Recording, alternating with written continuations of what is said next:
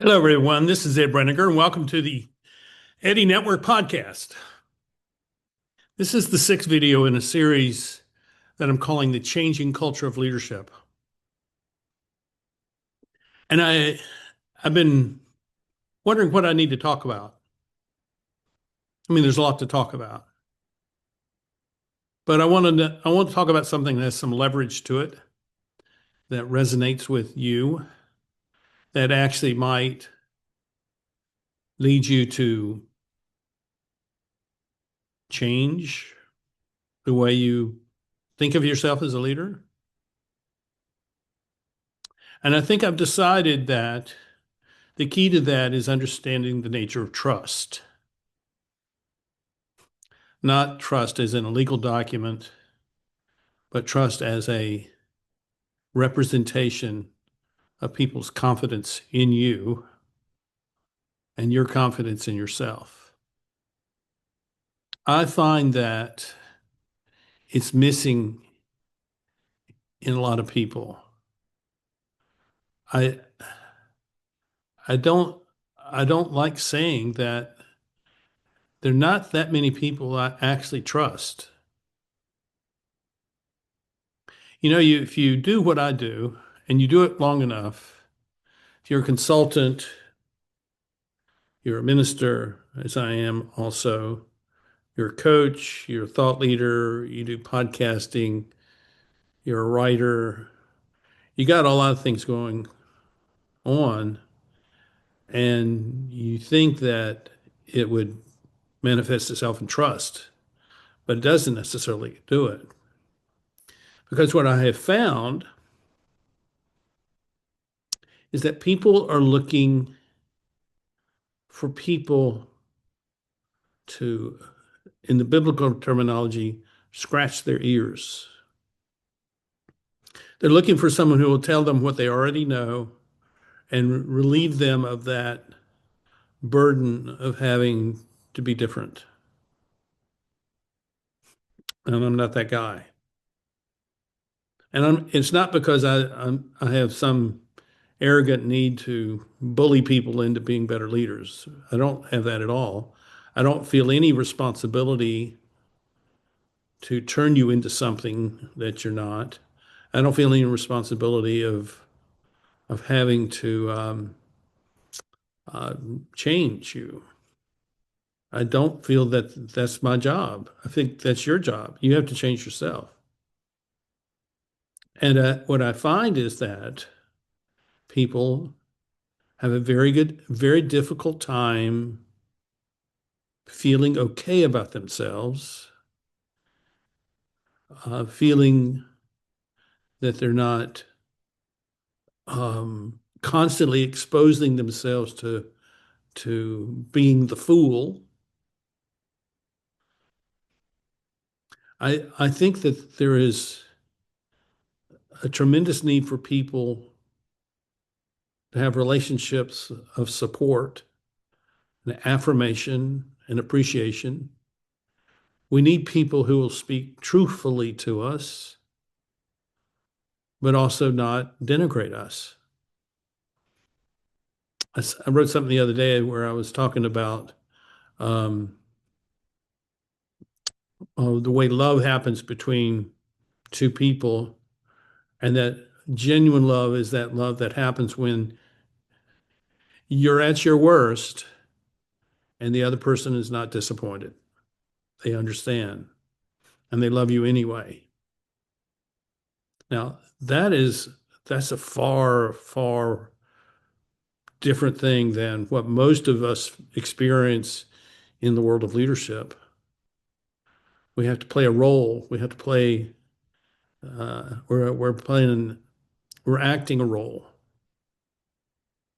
It's a simulation of leadership. It's not leadership. Influence is simulation.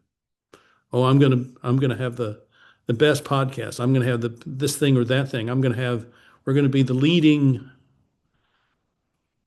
company in our industry. How do you measure that? Well, we're making more money than everyone. But what difference are you making? Is the world uh, crashing around you your feet while you make a lot of money? I mean, these are the questions that I have. I see this huge gap between what people say is leadership and what leadership actually is. And I think the difficulty is that many of your companies have abdicated the role of leader to people who are good with numbers. And what I find is people that are good with numbers often lack a clear sense of context for what those numbers mean. And so all they have is the spreadsheet. And that's not enough because the spreadsheet was, as they, as I heard years ago, um, figures lie and liars figure. So numbers don't ever or very seldom provide the entire context in which you're operating. And so building a person, being a person of trust or being trustworthy within the context of your role as a leader is essential. And it starts with um, you having a clear sense of what your values are. And if you don't know what your values are, then how can you build relationships that lead to kind of a shared sense of meaning and a shared sense of we're in this together if you don't have a clear sense of what your values are? So I'm concerned about a lot of people. I'm I'm disturbed by what I see in the world. I question whether I've done a good job. I I I have deep longing for people to succeed in their role as a leader of people who are persons of impact. And by that I mean you as the leader of the company or the organization, or it could be the church, or it could be a nonprofit, or it could be a school, whatever it is. It could be your family. The measure of your leadership is not your leadership. The measure of your leadership is the leadership of others. What have you done to facilitate them becoming persons of impact? Leadership is All leadership begins with personal initiative to create impact that makes a difference that matters. This is true for the bookkeeper, it's true for the sanitation person, it's true for the receptionist at the front door, it's true for the chef in the cafeteria, it's true for the person who drives the delivery truck, it's true for the person who answers the phone. They all can take personal initiative to create impact that makes a difference that matters. And they can all do that by seeing something that they can change, that they have the power and the ability to change. But they don't do that because they don't want to. I had someone tell me the other day, and I think this is very interesting. Um, she had been a professor at a university, and she was preparing to leave. She had another role to go um, fulfill. And she said it was very interesting. She said, um, if I told the truth, they would have fired me. If I lied to them, they would have kept me on. And so what that taught said to me was that this organization has a significant area of corruption where it doesn't want their people to be truthful, that they are operating by an appearance of something which is untrue. And that is the failure of their leadership. Because when your people cannot be truthful, when your people cannot be trusted, It's because you can't be trusted. And you have failed to create an environment where people want to participate and they want to contribute and they want to make a difference that matters. And that's what leadership is. And that's the change in the culture of leadership that needs to happen because it's not happening now. So when I speak of trust, it means that when you say something, you mean it. And if you don't want to say it, you don't say it. You keep quiet. It's I don't know if you've watched the Pluribus series on Apple Plus.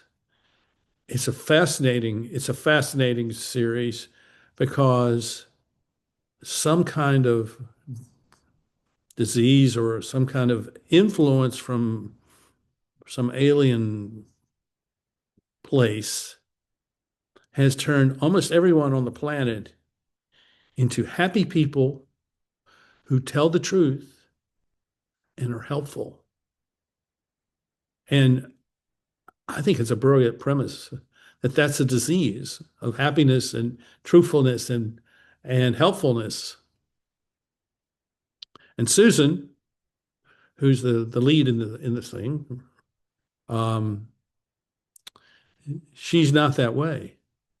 She didn't get infected by this disease, and she's kind of very crotchety and very honest, and she makes statements, and she finds herself totally alienated because everybody wants to be nice to her, and she doesn't want them to be nice to her. She wants them to be authentic, and so she sees that that niceness is not authentic.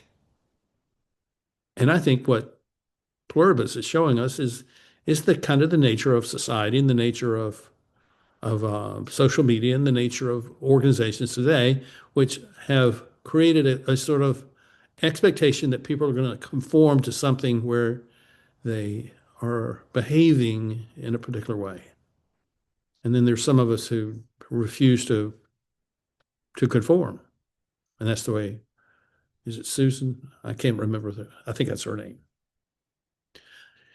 So if you want to be trusted, you have to be willing to say what is true or say I can't say that because I don't know. But if people come to realize that whenever you speak, you're saying something that's true, whether you know something or you don't know something, but you're not going to lie to them.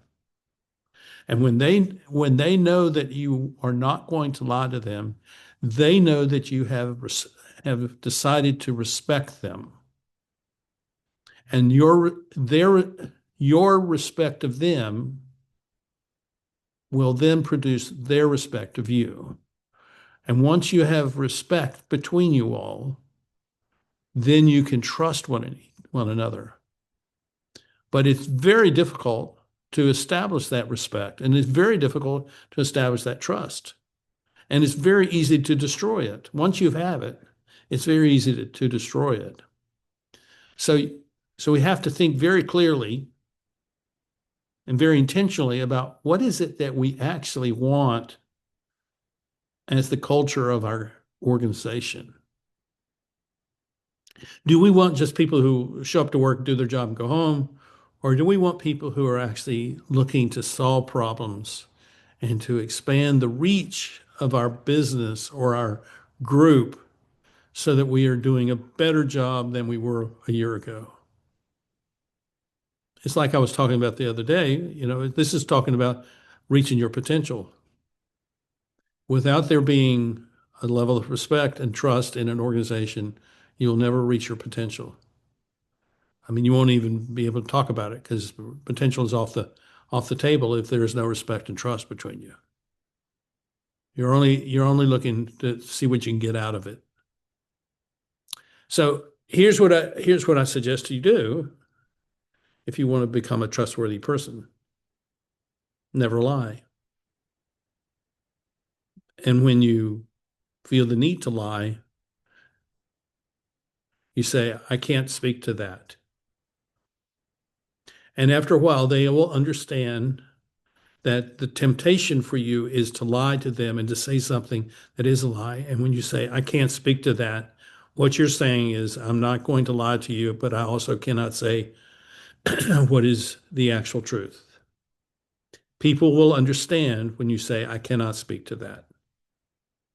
If they think that you actually respect them and you're saying that not as a way to manipulate them, but actually as a way to protect the relationship that you have with each other.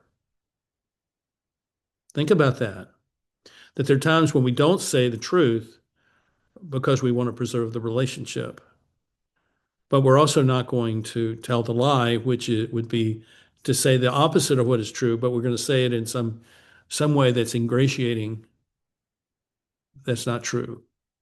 And people know that. People know when they're being lied to.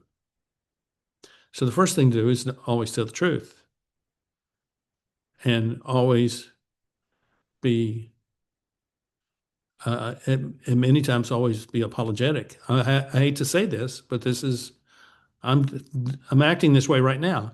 I hate to say this, but if you don't tell the truth, you will be known as someone who cannot tell the truth. And you're dependent on people doing their good work because they care for the company. And if they don't think they can trust you, then their care for the company goes down. So the first thing to do is tell the truth.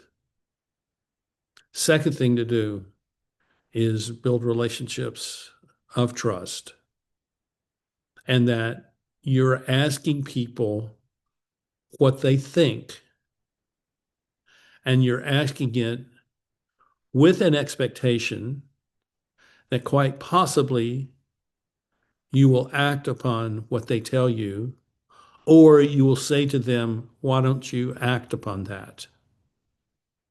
Because people have ideas. Some of their ideas are good, some of them are not very good. But when you say, that's a good idea, why don't we act on that? Why don't you put a plan together? Why don't you draw something up for me and let's see what we can figure out what to do. When you will say that sort of thing to someone, you're saying, I have confidence in you and I'm trusting you that you're going to do something that is valuable and impactful for our organization. And people want to hear that. People want to be treated that way. They want to be treated with respect and dignity. They want to be treated as if they have something to contribute that has value. So when you build a relationship with people where that's what you're creating, that's the outcome, then they're going to trust you. And then the third thing to do is be very clear about where the money in the company goes. And if they have a sense that you're um, extracting resources from the company for your own benefit beyond what is kind of a beneficial compensation, then you will be undercutting your sense of respect and trust. The fourth thing to say is that with your board, you need to establish an understanding that you are in authority and they are too, but they are holding you accountable. And you need to be very clear about the relationship between authority and accountability. Um, I recommend that you read this book that I wrote, Where Did Trust Go? Restoring Authority and Accountability in Organizations. You can find it at my Amazon site, amazon.com/author/Ed Breniger. It's a short little book of 75 pages. It is paired with another book called seeing below the surface of things, the brokenness of the modern organization. I think these two books can help you clear your mind of a lot of false notions that are fed to you through social media about what leadership is. Leadership is not influence. Leadership is equipping and enabling and facilitating others to become persons of impact. That's what organizational leadership is. And if that is not number one on your list of what your responsibilities are, then you need to think about changing how your organization is actually organized. Because if your organization is designed to create wealth that is not shared, then you are eroding the, the ground of trust. Because if they see you and your team and your board financially benefiting in ways that do not make sense to the people, then you are no longer going to be trusted. And I don't see that people intentionally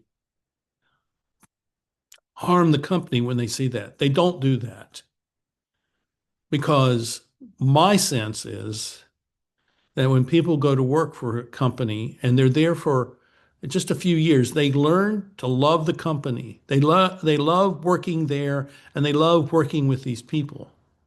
That's why I talk about there being a persistent residual culture of values that persist because it resides in the relationships of the people. And that culture was not created by you. It is created by them. And in many respects, it is the culture of the company. So if you want to be trusted, you go figure out what that culture is and you sign up for it and you become the champion of their culture, their values. Because what you will find is that they have greater dreams and greater ambitions for your company than you do. And if you can build a relationship of trust with people, then all these things can come together very well and very easily because people want to trust you, pure and simple. And I don't know why leaders make it so hard to be trusted. It does not make any sense to me. So if you are in a situation where you feel like you are not trusted by your people, then you have a problem which is greater than every problem that you face, and that you should change right now.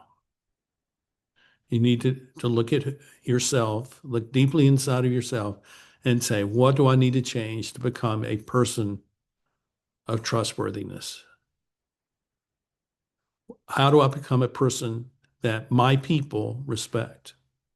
How do I become a person that I share in their culture of ambition and aspiration? And when you do that, you will then find the way to facilitate their active leadership as members of the company's leadership team. This is the change that we need to have in the culture of leadership today. I will be posting on this tomorrow. I'm going to talk more, take all this and put it into a form which I think is practical. And I'm going to write something that you could print off and you could give to your managers or you can give to your employees and say, this is the kind of world that I would like us to create together. And let's spend 2026 doing that. I thank you for watching. I appreciate your support. Your financial support is very helpful, so that I can do things that I've not been able to do. And very soon, in the next couple of weeks, we'll be starting season 4 of the Eddy Network podcast. So thank you for watching, and we'll see you soon. Bye bye.